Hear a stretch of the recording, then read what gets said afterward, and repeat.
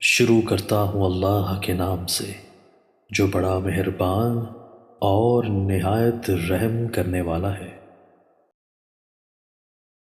حضرت ابن عباس رضی اللہ عنہما سے روایت ہے کہ رسول اللہ صلی اللہ علیہ وآلہ وسلم کی ایک چھوٹی بیٹی کی وفات کا وقت آیا۔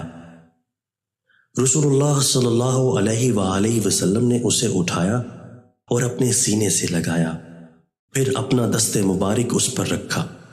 بالآخر وہ رسول اللہ صلی اللہ علیہ وآلہ وسلم کے سامنے فوت ہو گئیں۔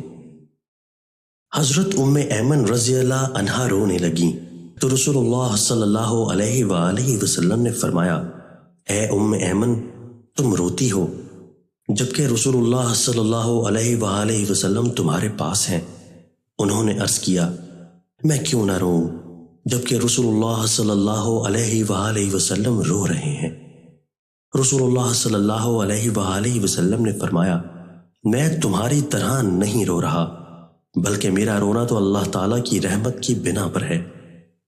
پھر رسول اللہ صلی اللہ علیہ وآلہ وسلم نے فرمایا، مومن ہر حال میں بہتر رہتا ہے حتیٰ کہ اس کی جان نکل رہی ہوتی ہے اور وہ اللہ تعالیٰ کی تعریفیں کرتا ہوتا ہے۔